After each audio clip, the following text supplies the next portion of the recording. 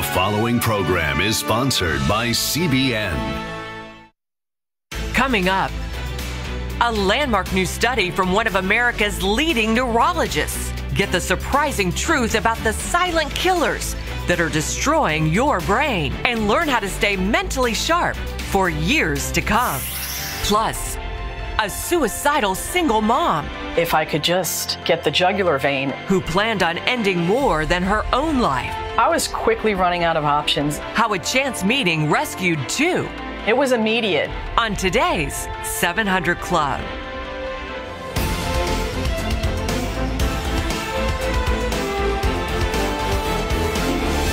Welcome to the 700 Club. Suffering and torment in Venezuela. 1,000,000% inflation. The place, millions, and literally millions, not hundreds of thousands, millions of people are fleeing the country to try to get out. And I was telling Terry as we began this program that years ago, Caracas, Venezuela was considered the most beautiful country, the most beautiful city, and it was a model of city planning, and the wealth of that country was just legendary. Now they're to the brink of destruction, and the problem is the Venezuelan military. The Venezuelan military. What is wrong? It is a criminal enterprise. They're stealing money. They're dealing drugs. They're laundering money. They're doing everything. It's like a mafia has seized that country, and they don't want to let go. So we've got to figure out a way to get the military to go along with Guaido instead of Maduro, because their future, unless there's amnesty and maybe a little bit of some money being paid to them, something's got to come up with a solution. But that's the way it's going to be, because the military leaders are trying to support that corrupt regime. Terry. Well, our administration is backing the interim president, Juan Guaido. However, many believe that Venezuela's armed forces are going to decide the country's future. Dale Hurd has the story. Members of the Venezuelan opposition approach an army base, offering soldiers amnesty from prosecution if they turn against the government. The battle for the future of Venezuela is a battle for the hearts and minds of the Venezuelan armed forces. Anyone who wants to get rid of Venezuelan President Nicolas Maduro cannot do it without the army. And that's the tricky part, because the army has been a willing partner in the Venezuelan government's criminal activities. Latin American expert Juan Carlos Hidalgo. It is very important when we analyze the situation in Venezuela to keep in mind that this is not a regular dictatorship. This is a mafia. It's a criminal gang. They're deeply involved in crimes against human rights, corruption, drug trafficking. The estimated corruption runs in the hundreds of billions of dollars. Hidalgo says Venezuela's military leaders have a strong incentive to keep Nicolas Maduro in power. The armed forces know that the alternative for them to be in power is either going to jail, face the justice in Venezuela under a democratic government, or faces extradition to the United States for drug trafficking. And that's why the opposition is offering the military amnesty. The other power broker is Cuba. Cuba is heavily invested in the survival of Maduro and is spying on the army and helping to enforce loyalty. Thousands of Cuban troops are deeply embedded in the armed forces, as well as intelligence services and secret security services. This is why it's so difficult for troops to launch an uprising. Maduro has begun maneuvering to crush the rebellion, and Tuesday announced a formal investigation of opposition leader Juan Guaido, recognized by the U.S. and several nations as the real leader of Venezuela. Guaido said if anything happens to him, the protest will intensify. President Trump called Guaido and offered his support and said all options are on the table in dealing with Maduro. But Guaido has said he's against using the U.S. military to get rid of Maduro. Dale Hurd, CBN News. Thanks, Dale. I said yesterday, and I say it again, the United States really should not, at least overtly, get involved. There are things we can do under the radar and under the cover of secrecy, but we should never do anything openly because it'll just backfire against us. But it's time there could be a military group that's put together of the nations of the OAS who repudiated Maduro. But this is a cancer that's got to be settled. You know, we can't have something as close to America as this as a base of terrorism. It's got to be taken care of. But we also have something called the Monroe Doctrine, which we said we will not permit foreign intervention in our hemisphere. And I think clearly the Russians are staying out. They talk a big game, but they're not going to be involved. And we cannot permit it.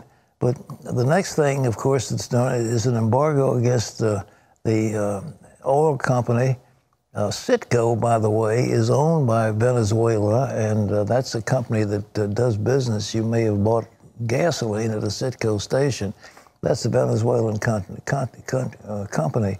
And there are other things that can be done, but they have shut down the access to the gold reserves. They've shut down the access to other banking facilities, and the people are suffering. But somehow, again, that military has got to be gotten out of the way, and I'm sure it can be done. Well, in other news, for the third day in a row, much of the nation is suffering under Arctic temperatures. John Jessup has more on that.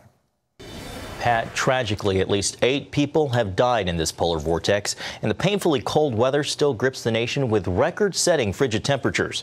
Chicago registered minus 23 degrees, the lowest there since 1994, causing sea fog to rise from Lake Michigan. Snow from icy wind blowing across the Great Lakes could bring as much as 4 feet of snow to Syracuse, New York. In Pennsylvania, heavy snow squalls made for traffic nightmares. Many states are asking people to turn down the heat to avoid straining power supplies. Well, Virginia Democratic Governor Ralph Northam is under fire, accused of endorsing infanticide after comments he made supporting a late-term abortion bill. The bill proposed in Virginia's House of Delegates would have made abortion legal even up to the moment of birth. On a weekly radio show, Governor Northam, who is also a pediatric neurologist, said the issue was blown out of control, claiming abortions performed at that point involved deformed or non-viable fetuses. If a mother is in labor, I can tell you exactly what would happen. The infant would be delivered. The infant would be kept comfortable. The infant would be resuscitated if that's what the mother and the family desired. And then a discussion would ensue between the physicians and the mothers. Now, that comment brought swift backlash. Republican Senator Ben Sasse said, quote, "In just a few years, pro-abortion zealots went from safe, legal, and rare to keep the newborns comfortable while the doctor debates infanticide. If you can't say that it's wrong to leave babies to die after birth, get the expletive out of public office." Northern says he's devoted his life to caring for children, and any insinuation otherwise is shameful. And Pat, the Republican-controlled House voted that bill down in committee. Well, they should have, and that's what happens in elections, you know. Elections have consequences, and to put somebody in, I remember in that debate with Hillary Clinton, when she stood up for partial birth abortion, it was so shocking she wasn't going to give 1 inch. Yes, I am for partial birth. Now, partial birth, a baby is partially delivered, then an instrument is put into his skull and his brains are sucked out. That is partial birth abortion.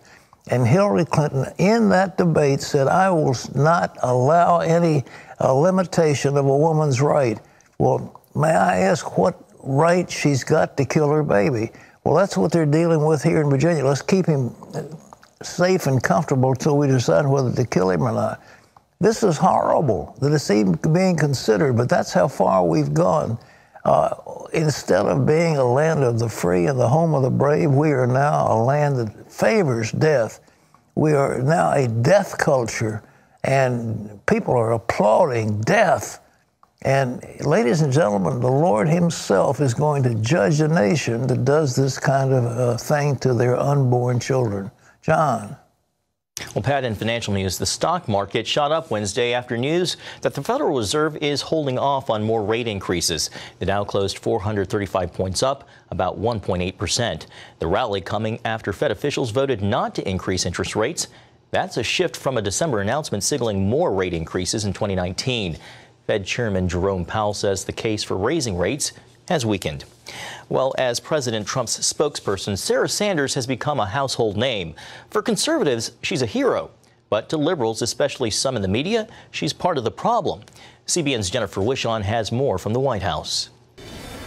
Sarah Sanders is the face of the Trump administration, which comes with both arrows and adoration.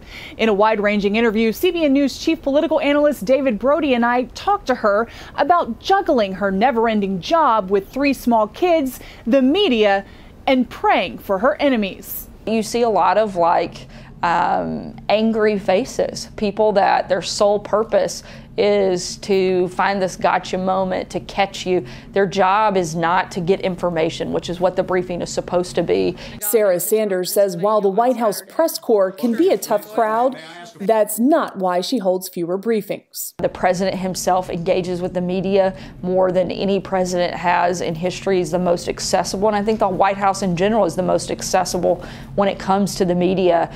We have an incredible story to tell, and we're proud and happy to do it. The difference is that the world has changed in terms of how you can interact with the press. As Congress begins negotiations to avoid a second shutdown, Sanders says the president has already laid out his demands. Walls should not be controversial. It's just common sense. Walls work. The president, no matter what the topic is, he's a natural-born leader, and so something that is this big of a priority for him, you can expect him to continue to lead on the effort. I think you'll certainly see him talk about that in the coming days, and including the State of the Union. Nancy Pelosi says the wall is, quote, immoral. It's very hard at this point to even take a lecture from Democrats on what is moral and what isn't.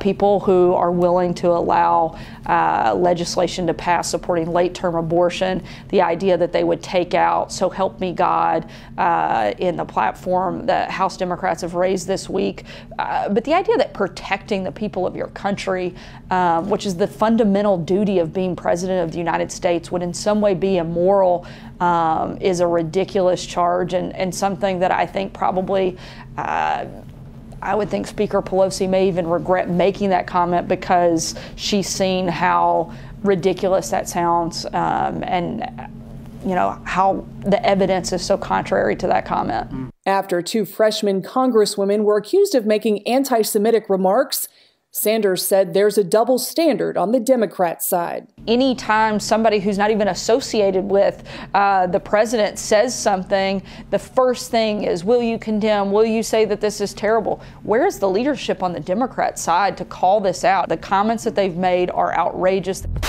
As the U.S. prepares to withdraw from Syria, Sanders wants Christians and Kurds in the region to know they'll still have support. The idea that the president is just stepping away and ignoring any potential problem doesn't understand the fundamental decision that he's made. He wants to bring our troops home out of Syria, but we're not leaving the region. You are not shy about the fact that you're a woman of faith. People say you have to separate that. If it's real faith, you can't separate it because it's who you are. It's a part of who you are. As the Bible says, the Bible commands us to pray for our enemies. Is it hard to pray for your enemies? That list can be long, Sarah. Actually, it can be, I think, a helpful tool in keeping you calm. There's a reason that God calls us to pray for our enemies, and I think it's to give us better perspective and better understanding of who they are. Well, I want to talk about the toll that this job has taken on you. You're going to miss moments with your kids, with your family. Do you struggle with mommy guilt? Oh, every single day. To explain to a 6, 5, and 3-year-old what you do and why it's important is nearly impossible. My oldest is a girl. I think it's very important for her to see, even at this age, that as a woman she can do anything that she sets out to do. I mean, does it kind of, in a way, blow your mind that, someone like Donald Trump, who is sitting in the Oval Office, I mean, I know you can list the accomplishments, but at the same time, just from a spiritual perspective, there are a lot of Christians that believe for such a time as this. I think God calls all of us to fill different roles at different times, and I think that he wanted Donald Trump to become president. He's an interesting pick and an imperfect messenger who requires a press secretary who's quick on her feet. Jennifer Wishon, CBN News, the White House. Thanks, Jennifer. And Pat, as I'm sure you're well aware, this CBN exclusive is stirring a lot of conversation. Well, I'm sure it is when you see God chose President Trump. That'll get the people, so they're all upset. It is scriptural. It says he puts kings on their thrones. That's right. The leaders are put in by the Lord. But anyhow, that's Mike Huckabee's daughter, and she's been doing a tremendous job. What a pressure cooker to be in, and to have 3 little children. Yeah. Goodness gracious. Can't imagine. Oh, God bless her. Mommy guilt. We ought to pray for her. She's a good lady. All right, Terry. Well, coming up, could the meds being used to treat Alzheimer's actually be making the problem worse? We're going to take you through the groundbreaking research, and that's next.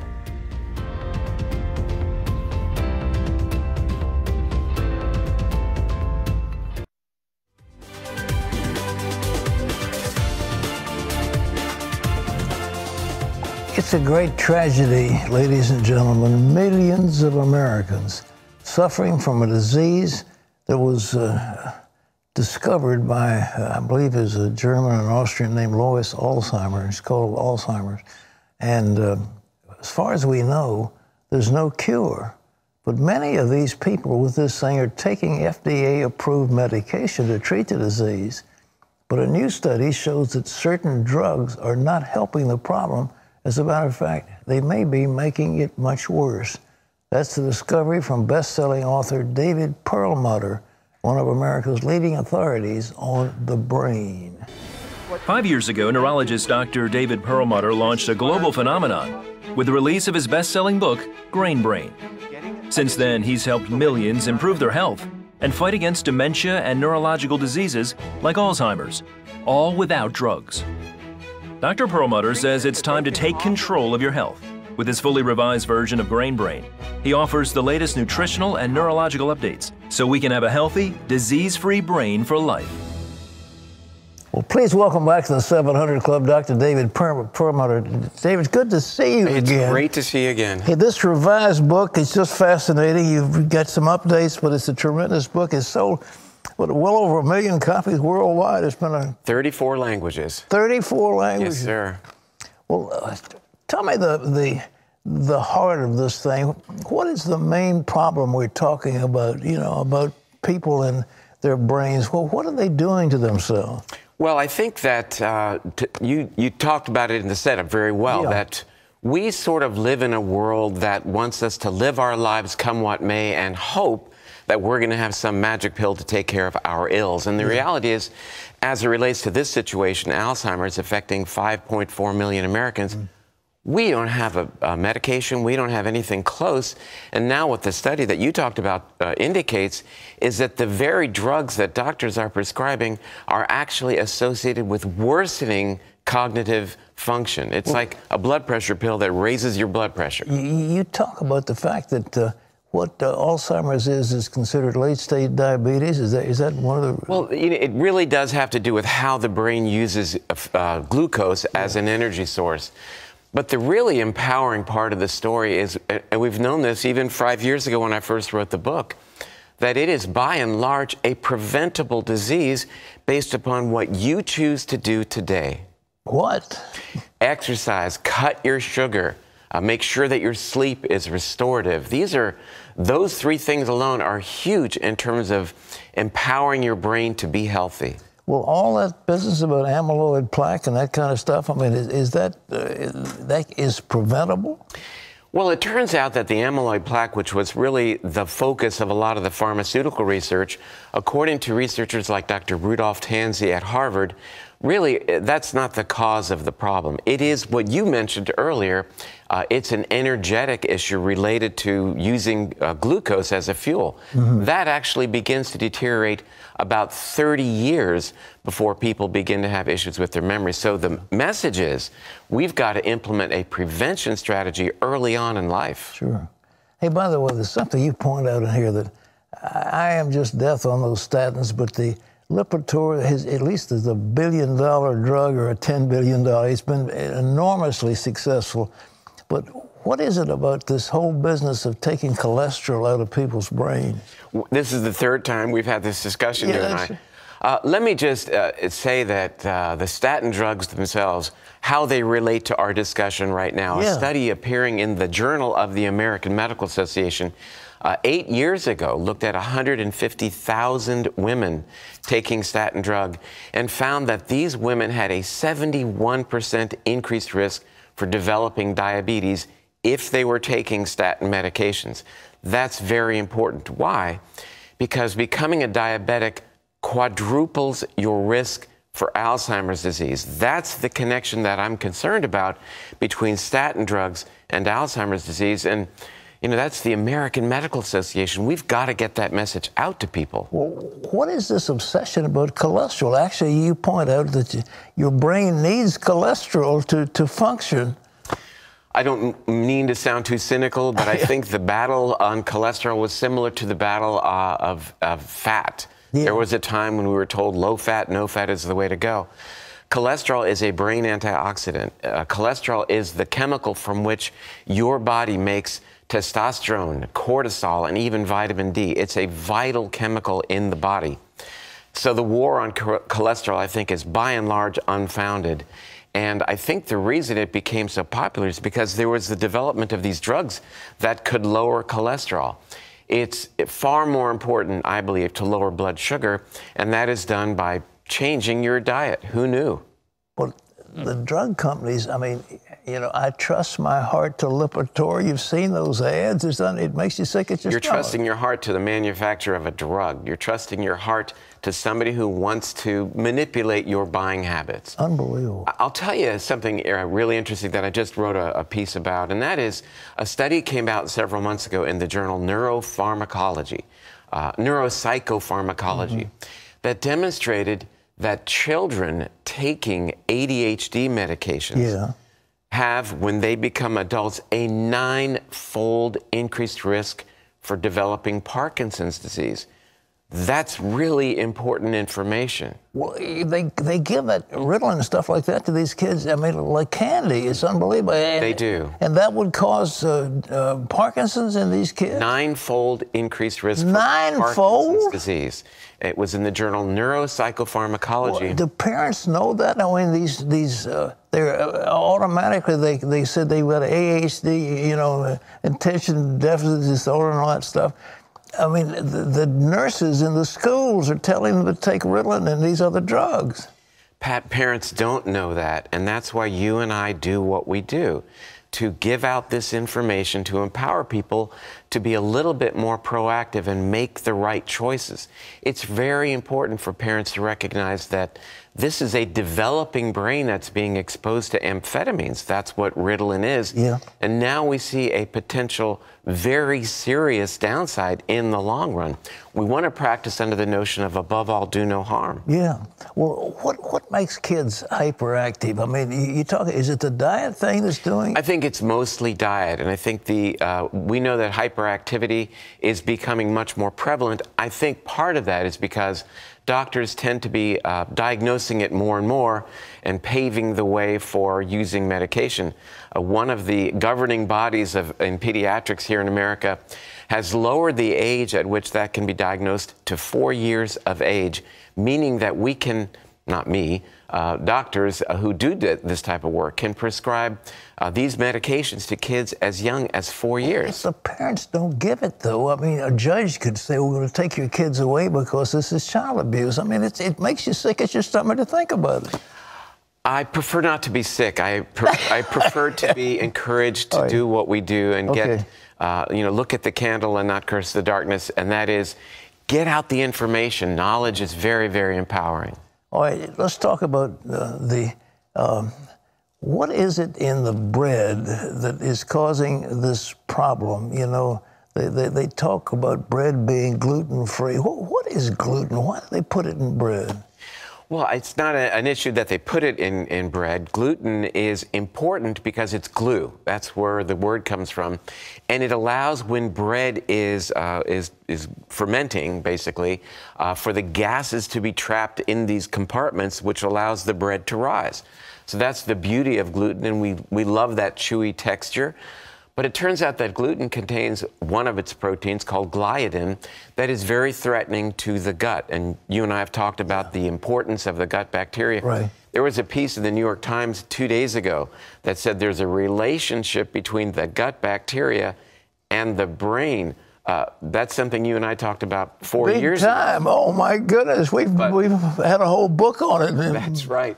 But it turns out that, you know, we've seen so much gluten enter the human diet, and it turns out it increases inflammation. Why that's important is because this mechanism, inflammation, is the cornerstone of not just the brain situations like Alzheimer's and Parkinson's, but really all chronic degenerative conditions as well, that the World Health Organization tells us are the most common cause of death on planet Earth. Here you've got in this very interesting book, talk about some of these other things. I mean, what is it about wheat, for example? We're seeing now ads about people who've been exposed to the plant killers that they spray on this is herbicides. A very big point. Well, what is glyphosate? Is that what it's called? Yes, and this really gets to the notion of why we have these genetically modified foods, which is, I've always thought is kind of a scary thought to begin with. The reason, by and large, that we have GMO food, and wheat isn't one of them, oddly enough, though it is sprayed with glyphosate and herbicide, is that it allows farmers to plant seeds and have crops upon which they can spray this weed killer called glyphosate. Research by Dr. Stephanie Seneff at MIT has shown that this weed killer, which then becomes part of the foods we eat, threatens our gut bacteria, leading to inflammation. And I mentioned to you a moment ago why that is so pivotal in terms of what's happening globally in terms of health. You know, Pat, this is the second year in a row that life expectancy in Americans for both men and women has declined. That's a very, very scary proposition. It means we're doing something wrong. Our mission is to identify what that might be and then make it right. Well, the trade name is Roundup, and they're suing people on Roundup. And one guy died of this stuff, and it's a huge settlement. And they're having ads on the television about people who sued on account of Roundup. That's true, and the World Health Organization, again, has indicated that glyphosate, which is the active ingredient in Roundup, is a probable, not possible, a probable human carcinogen. And it's being sprayed by, you know, metric tons around the world on the food that we eat. Now, something's very wrong with that connection. Well, it gets into the wheat? I mean... Well, it is sprayed on wheat, even though wheat is not genetically modified. It's sprayed on wheat as what we call a desiccating agent. It dries it out and allows farmers to get their wheat to market more quickly. So it has very much involved itself in the food resources that we consume. What about,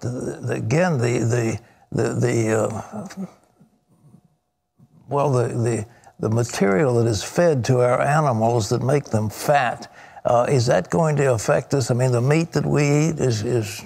Yes, in fact, you know, the food that animals eat, there's no alchemy. It doesn't magically turn into something wonderful.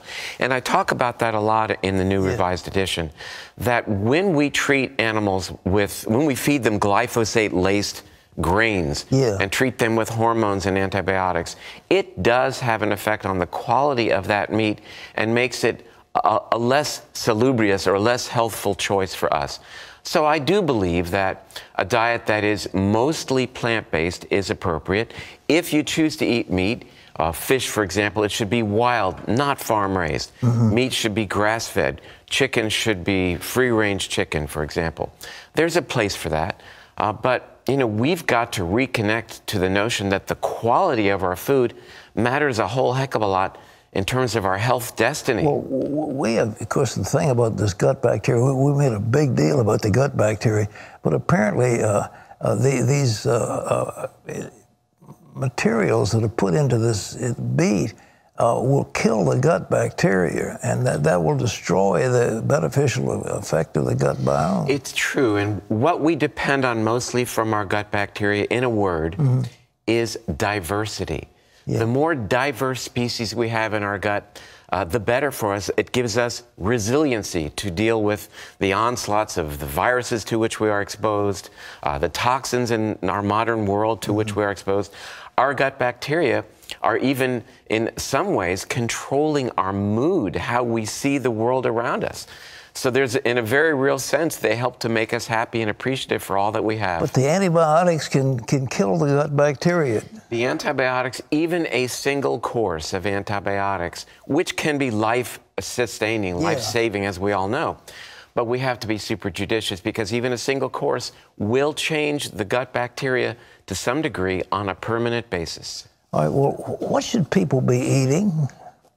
Again, I think the diet should be mostly plant-based. I will eat wild fish and some free-range chicken, grass-fed beef on occasion. But the thing to look for in your food, as again, is diversity. Having a lot of different color on your plate. And I think one of the biggest issues that really isn't talked about in our modern world is the critical importance of two things.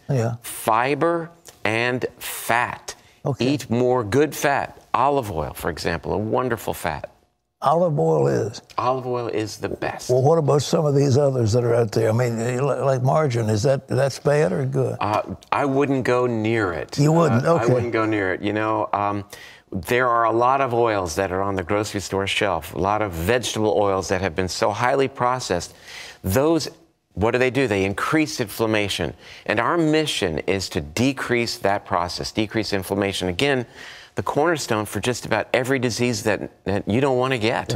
Well, you got the omega-3s and the omega-6s and so forth. We'll talk about those.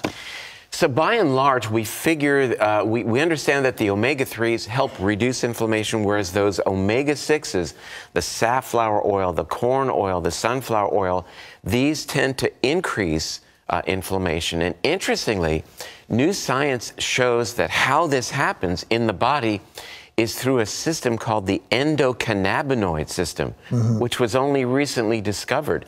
And that sort of plays into this whole notion of medical marijuana that has become so well thought of or popular these days. People are looking at it. But the point is that this endocannabinoid system is something that exists within all of us. And it is there that whether we choose to eat more omega-3s versus more of the pro-inflammatory omega-6s is really leveraged in terms of how it treats our body, and in my world, how it treats the brain. The brain is very sensitive to inflammation. Well, where do we get the threes? What are the sources of them? So omega-3s come from things like fish oil. There are various plant-based oils that are good. Flaxseed oil helps our bodies make omega-3s. But I would say that fish oil, cod liver oil, krill oil. If you choose to be vegetarian, there are omega-3s that are vegetarian derived that provide DHA that are made from algae. This is something that's critically important, not just for the brain and cognition, and even getting back to helping children who have been diagnosed with ADHD, but even as it relates to controlling blood sugar and even heart disease as well. Well, now, the average person is going to sit down to breakfast. What should he be eating, or he or she be eating for breakfast?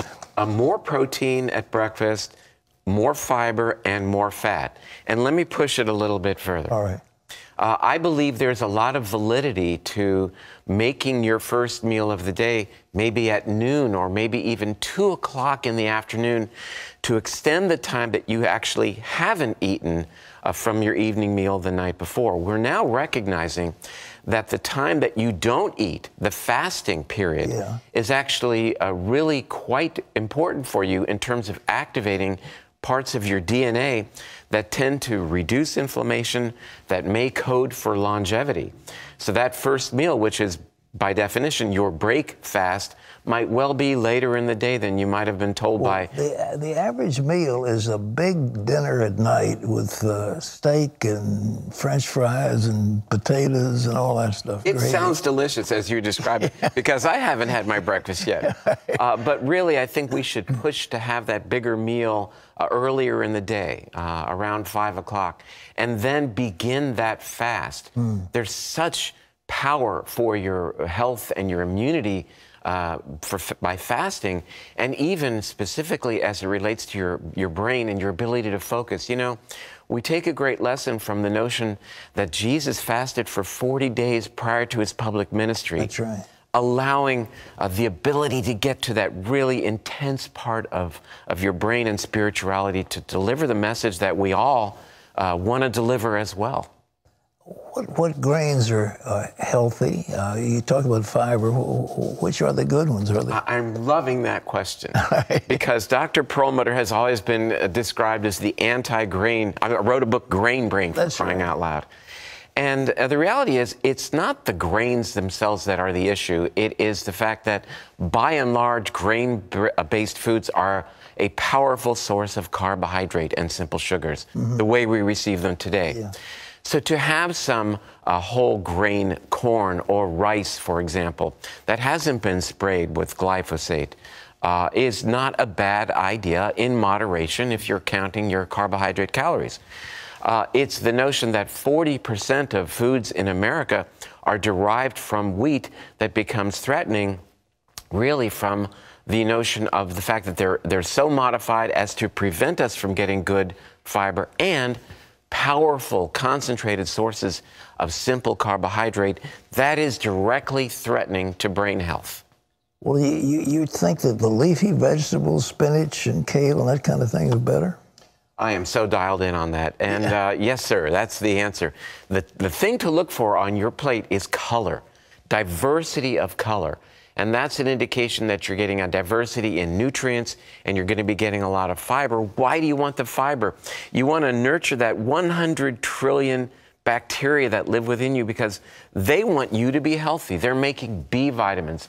They're controlling your mood. They're directing sort of the type of food that you go to. And how incredible it is that as we reduce inflammation, what our next book is going to talk about, called Brainwash, is that reducing inflammation helps us connect to the actual anatomy of the brain that allows us to be more empathetic and compassionate and plan for the future. That the structural wiring of the brain is influenced by two things: the foods that we eat and the actions in which we participate. By acting empathetic and compassionate towards others, you actually rewire your brain so that you can do more of that. That's coming in January of 2020. Wonderful. Well, the other thing I want to ask you about, berries are good for you, nuts and berries. Nuts and berries. I'm on the road right now traveling. That's what's in my suitcase. But berries are really a rich source of antioxidants. We know that. We've got to be careful, though, not eating too much. Though it's fruit, it could be organic. That's wonderful. You still got to watch the sugar content because that sugar will raise blood sugar, will have an effect on insulin, and we want to be very careful with how we control our insulin levels because the brain really depends upon insulin to be fully functional. Well, are American people killing themselves? Why are we so fat now? There's tremendous. You know, it's a very good question because it's happening in ways that we cannot imagine. And to be clear, there's a very powerful relationship between the size of your belly and your risk for brain degeneration 30 years later. It was published in the journal Neurology. The biggest issue with respect to why we are gaining weight is the shift in the diet away from fat to a diet that's richer in carbohydrates, as well as the shift that's happened in our microbiome. One of the biggest players in terms of obesity in America is, believe it or not, our consumption of artificial sweeteners. These diet drinks that contain zero sugar, zero carbohydrate, are associated with changes to the gut bacteria that signals to the body that calories are scarce. So the body holds on and makes fat. So what an irony that artificially sweetened beverages are associated with a dramatic increased risk for weight gain. So people who are drinking Diet Cokes and Diet Pepsi and that kind of stuff are actually getting fatter, thinking they're going thin. And increasing their risk for type 2 diabetes, which, as I mentioned earlier, is associated with as much as quadrupling your risk for Alzheimer's, where we started this segment talking about the drugs. The drugs that are given to Alzheimer's patients and their families think that this is the best we can do, how heart-wrenching it is to recognize that these drugs are making mom or dad or husband or wife actually decline cognitively more quickly. Unbelievable. Doctor, this book is so interesting. Ladies and gentlemen, it's fascinating. If you're like me, I'm kind of into this stuff, as I'm sure you know. But Dr. Perlmutter has updated the Grain Brain, and he's got another book coming out shortly about. But these things will change your life, and we are strong on having a healthy gut, the biome being proper. And that second brain filled with hundreds of millions or trillions of little, well, whatever they are, bacteria or something, that they can make you healthy and happy, and you can live a long life like I have. So, Doctor, thank you so much. Your book is available everywhere, right? Yes, sir, it is. And thank you again for having me. Well, it's a pleasure. You're always fun to have with us. Grain Brain is called. This is the new book, Dr. David Perlmutter, MD. You can get it where books are sold. You'll find it fascinating. God bless you. Thanks so much for being with us. My friend, good to see you. Terry, what do you got? Well, still to come, your questions and some honest answers on our end. One viewer says, I was given a cross with Christ on it. Is it a sin to keep it since he's risen from the dead? Pat's going to answer that and more later on today's 700 Club.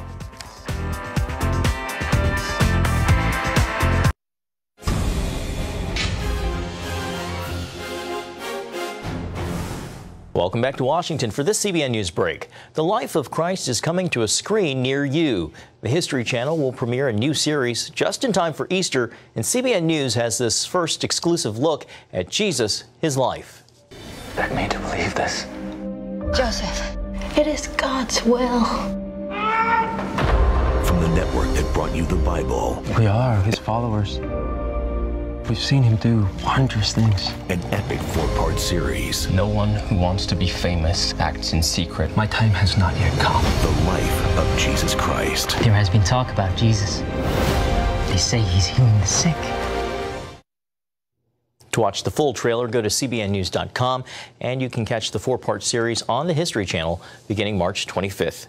Well, the Natural Resources Committee in the U.S. House has voted to keep the words, "So help you God," in the oath taken by witnesses testifying before the panel. Committee Chairman Congressman Raul Grijalva says a draft reported on Fox News was a mistake. It appeared to indicate "So help me God" would be removed from the oath. Well, you can always get the latest from CBN News by going to our website at cbnnews.com. Pat and Terry will be back with more of the 700 Club right after this.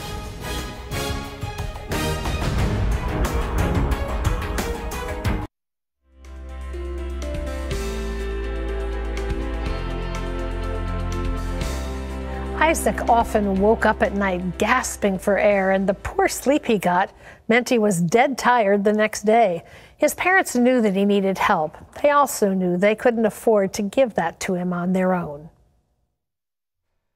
Isaac was always active and played soccer with a homemade ball as often as he could. I played the whole day. Sometimes I even forgot to come home for lunch.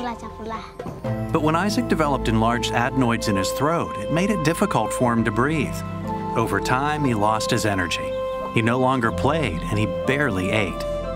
When I go to sleep at night, my nose hurts. It is so difficult to breathe, and I feel so bad. At night, he would wake up gasping for air. It's always worse when he is sleeping. I was afraid he would stop breathing. There were even times his eyes were puffy from his lack of sleep. His condition made it difficult for him to stay awake at school. Many times, he stayed home and slept all day. We often took him to the hospital for medication. My parents don't have much money, so when we learned he needed surgery, we didn't know what to do. They couldn't afford surgery. Then they reached out to African Mission Healthcare, a ministry supported by CBN. We soon arranged and paid for Isaac's surgery. These surgeries take less than an hour, but it's 45 minutes that will change a child's life. When I came back from the hospital, I felt really good. I'm not tired anymore because I sleep all night now. I can finally play again and eat as much as I want to without any trouble breathing. I go to school every day too. I even scored 2 goals at recess the other day. I am so happy. Thank you so much for helping me. Poverty is a terrible thing. It can cause so many issues, but it's especially terrible when there is something that can be done. You know, we see that all the time with cleft lips and cleft palates, for example. In the United States, those children would be treated immediately. In this scenario, adenoids would be taken out far earlier in a child's life. Their parents simply can't afford these procedures. And so isn't it wonderful that you and I, from the comfort of our own homes, can make a difference? That's what's happening when you join the 700 Club. It's why we can do so much, because so many of you have compassion and kindness for others. And you say, I want to get on board. I want to be a part of that. Listen, if you're not a 700 Club member, you're missing out on a great opportunity to touch the world with the love and the compassion of Jesus. It's 65 cents a day, $20 a month, and you can join right now. Our number's toll free. All you have to do is go to your phone, call 1-800-700-7000, 1-800-700-7000. Say you want to join the 700 Club, and we have a gift for you. It's Pat's latest teaching. It's called The I Wills of God. This is from Psalm 91. Wonderful teaching on the promises of God for you and me as his children, and also some amazing testimonies on here of people who experience the power of God right in the midst of their deep needs. So we'll send this out to you right away, and we say thank you in advance for caring about others. Well, time to take some questions and get some answers, Pat. This is from a viewer who says, when my mom passed away in 2017, I was given a cross with Christ on it. Recently, I was told it's wrong for me to keep this cross because of the fact that Christ is risen and no longer on the cross, and that as a Christian, I should know better. Should I dispose of the cross, and have I sinned by keeping it? Oh, of course not. You know, I must say, you go to South America, though, I remember in Colombia particularly, they had one place where there was Jesus on the cross, and it was the most horrible-looking thing you ever saw in your life. He was suffering so much, and I think he is off the cross. The cross is now empty, but if you have a cross with a figure of Jesus on it, I mean, why do people make such a big deal out of little things? And that's really a little thing. If you want to keep it and enjoy it, it reminds you of your mother, well, no problem. All right. Okay, this is David who says, Pat, I have a question concerning a house divided cannot stand, a quote by Jesus, and how that might apply to federal and state laws. Sanctuary and marijuana laws in states like California, New York, and Colorado are in conflict with federal laws, and yet this fact is ignored. Would it be legal for Congress to pass a law that would prohibit states from enacting laws or policies that are in conflict with federal laws without incurring stiff sanctions? Certainly one cannot stop a state from enacting a law or policy, but they would be incurring a hefty price if they do so. Would this be in accordance with the Constitution? Well, I think absolutely. The federalism always, you know, Congress has power. The states, a lot of times, they're just rebelling against congressional authority. But I don't think that's exactly what Jesus was talking about. When he talked about a house divided, he's talking about differences of opinion. And I think what we have in this country, we've got radical differences of opinion. We are divided. The split between the extreme left and extreme right, the fanatics on either side, are just tearing the country apart. And that is the division that the Lord was talking about. But I think we do have a federal system. The states do have, you know, this is the United States of America, and, you know, the Constitution, we the people, you know, in order to make a more perfect union, it came together with the Constitution, but nevertheless, it was given by the states. The states in our federal system still have authority and power, so I don't think that's what Jesus was talking about. All right. Okay, this is Mark who says, why are the present-day Christians not having to adhere to the Old Testament laws except the Ten Commandments? Also, is it a sin to eat pork? You know, the Bible said very clearly, Jesus made all foods clean. You read the Bible, he said it's all food. So, you know, the dietary laws, especially pork, a hog doesn't have a second stomach like a cow does, and they have trichinosis, and they have all kinds of disease. So you eat uncooked pork, you're going to get worms that can destroy your life. And so the prohibition against pork was a wise one. But if pork is cooked and so forth, it's okay. But Jesus made all foods clean according to the Bible. All right. This is Mary, who says, what can we do to back the president? I think we need the wall to protect our citizens. I have called Nancy Pelosi and Chuck Schumer and left messages, and I ask my family and friends to do the same. Anything else? Well, I think what you're doing is exactly right. Public pressure has got to come against various people. I mean, public pressure needs to talk to the White House. Public pressure needs to talk to Congress. And I think these congressmen are especially, they will listen to constituents in their district who are from laboring families and others. They will listen. So if you will approach them and let them know your point of view, I think it's very important. We have a right to petition our government for redress of grievances and use that right. It's in the Constitution. We leave you with today's Power Minute from 1 John. God is love, and he who abides in love abides in God, and God in him. Well, that's all the time we've got. For Terry and me, this is Pat Robertson. Thank you so much for being with us, and we will see you tomorrow. Bye-bye.